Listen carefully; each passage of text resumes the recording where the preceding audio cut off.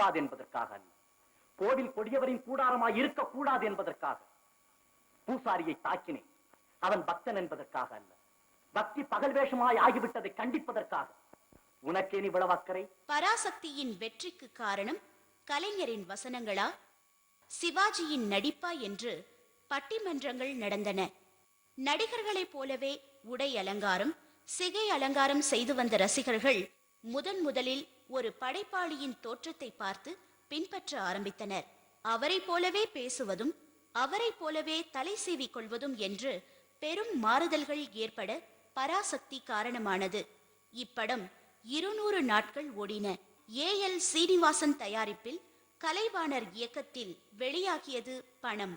இப்படத்திற்கு திரைக்கதை வசனம் எழுதினார் தலைவர் கலைஞர். நடிகர் திலகம் சிவாஜி கணேசன், நாட்டிய பேரொளி பத்மினி, லட்சிய நடிகர் SS Rajendran, NS Krishnan, TA மதுரம் ஆகியோரின் நடிப்பில் வெளியானது. கலைவாணர் இயக்கத்திற்கு வசனம் எழுதிய பெருமை தலைவர் கலைஞருக்கே கிடைத்தது. ஜூபிட்டர் நிறுவனத்துடனும் நண்பர்கள் துணையுடன் துவங்கிய மேகலா பிக்சர்ஸ் இணைந்து தயாரித்த படம் நாம். கண்ணகி படத்தின் மூலம் இளங்கோவனின் வசனத்தை பேசி பாராட்டு பெற்ற பசுபலேடி கண்ணாம்பா, மனோகரா படத்தில் கலைஞரின் அனல் தெரிக்கும் வசனங்களை பேசி அமோக வரவேற்பை பெற்றார். மனோகரா, ஒருத்தது போதும், 1956 வெளியான படம் ராஜா ராணி. இப்படத்தில் 2 ஓரங்க நாடகங்கள் இடம்பெற்றன. 1 சேரன் செங்குட்டுவன், 2 சாக்ரட்டிஸ். கவிதை புனைய தெரியுமா உனக்கு?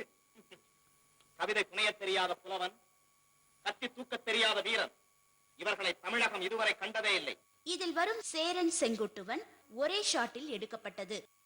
சுவையான கதை என்று சொல்லுங்கள். சொல்லட்டுமா? சோழன் மகளை சேரன் மணந்தான், சேரனுக்கு ஓர் செல்வன் பிறந்தான், செல்வன் இந்த சிலையை மணந்தான். தெரிந்த கதைதானே இது? நடந்த கதை கூட. நடக்காத கதை என்று சொல்லுங்கள். சுவைக்காது கண்ணே அது. காதல் கதை ஒன்று. ஆஹா, இதோ புறநானூற்றில். போதும், வீரக்கதைதானே? வீரத்தை மணந்த காதல் கதை. தந்தையையும் கணவனையும் போரிலே பலி கொடுத்த பெண்ணொருத்தி தன் மகனையும் போருக்கு அனுப்பிய புறக்காட்சி வேண்மாள். கொஞ்சம் கேளேன், நானே எழுதியிருக்கிறேன் புதிய நடையில். காவிரி தந்த தமிழகத்து புதுமணலில் களமமைத்து சேர சோழ பாண்டி மன்னர் கோபுரத்து கலசத்தில் யார் கொடிதான் பறப்பதென்று இன்று போல் போர் தொடுத்துக் கொண்டிருந்த காலம் அது. அந்நாளில் ஒரு களத்தில் தாய்நாடு காக்க தாவி பாய்ந்து செத்தார் தந்தை என்ற செய்தி கேட்டு தணல் வீழ் மெழுகானாள் தமிழகத்து கிளியோருத்தி. அனல் போலும் கண்ணுடனே அயலூர் சென்றிருந்த அவள் கணவனும் வந்துட்டான். புனல் போக்கும் விழியாலே அவள் போர்ச்செய்தி தந்திட்டாள். தந்தை களம்பட்ட செய்திக்கோ தவித்தா என்றான். இல்லை என்பா, முல்லை சூழ் இந்நாட்டு படையிலோர் வீரர் குறைந்திட்டால் நல்ல உடையிலோர் கிழிசல் வந்தது போலன்றோ. இனி தடையின்றி நுழைவரே பகைவர் என எண்ணினேன், அடைபட்ட கண்ணீர் அணையுடைத்ததான் என்றாள்.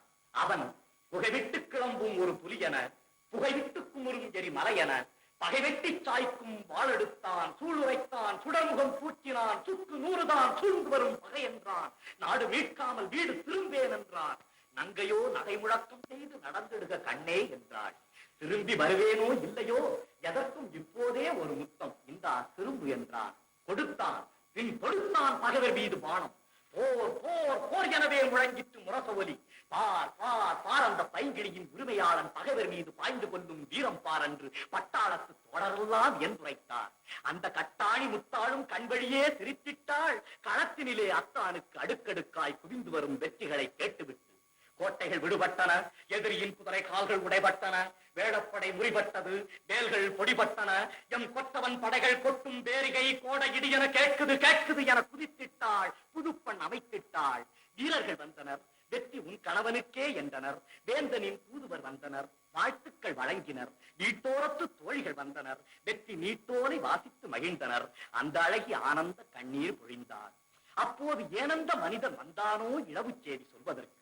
என்னருமை பெண்பாவாய் கண்ணல்ல கலங்காதே, களச்செய்தி கடைசி செய்தி கேளன்றான். அந்தோ மாவிலை தோரணங்கட்டி மணவிழா மேடை தன்னில் வாழ்விலே ஒன்றானோம் என்று சொன்ன கண்ணாளன் மார்பிலே வேல் தாங்கி நல்ல சாதிலே வீழ்ந்து விட்டான்.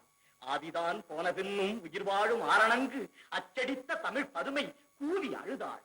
கொத்தான மலர்ந்த குடும்பம் அதை கொத்தாமல் கொத்திவிட்ட கொடுஞ்சாவை பழித்தாள், இழித்துரைத்தாள். இனி என்ன மிச்சம் என்றும் கனி எழுகி போனதென்றும் கதறி அழுதாள். பனிவெல்லும் விழிகாட்டி பனவெல்ல மொழியுரைத்து பள்ளியறை கவிபாடும் நாளெல்லாம் வந்தானோ, இனி இது தூங்காத கண்டானோ என அழுதாள். அத்தான் பிணம் கிடக்கும் கள நோக்கி தொழுதாள். சோகத்தால் வீழ்ந்துவிட்ட அவள் காதில் வெற்றி வேகத்தால் பகைவர் கட்டும் போர் முழக்கம் பட்டதுதான் தாமதம். கெட்டதுதான் கெட்டது நம் குடி முழுவதுமே பட்டொழிந்து போகட்டும் என எழுந்தாள். மட்டில்லா புகழ் கொண்ட நாட்டுக்கே என்று வீட்டுக்கோ வாழ்வேன் என்றாள்.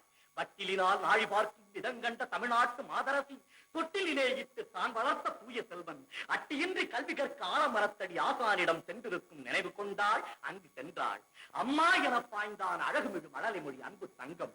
அப்பா தாத்தா ஊர் திரும்பினாரோ என்றான். திரும்பி வந்து சாவூர் சென்று விட்டார். கரும்பே நீயும் வா என அழைத்தாள். என்ன வாங்கி வந்தார் என்றான். மானம் மானம் அழியாத மானம் என்றாள்.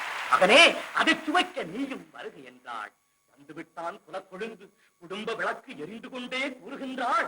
எதிரிகளின் படையெடுப்பால் நம் குடும்பம் தலை உதிர்த்து விட்ட மரமாக போனதடா தம்பி. கவலை இல்லை, களம் சென்றார் மாண்டார். ஆனால் இந்த நிலம் உள்ளவரையில் மானம் காத்தார் என்ற பெயர் பூண்டார். மகனே நீயும் உன் தோளிலே பலம் உள்ளவரையில் பகையை சாடு, பரணி பாடு, இது உன் தாய் திரு நாடு. உடனே ஓடு என தாவி அணைத்து தளிர் மகன் தன்னை தீவி முடித்து சிங்காரித்து ரத்த காவி படிந்த வாழ் கொடுத்து சென்று வா மகனே தெருமுனை நோக்கி என வாழ்த்திவிட்ட திருவிடத்து காட்சி தன்னை போற்றி பாராதார் என்று திருமகளே இத்தூரை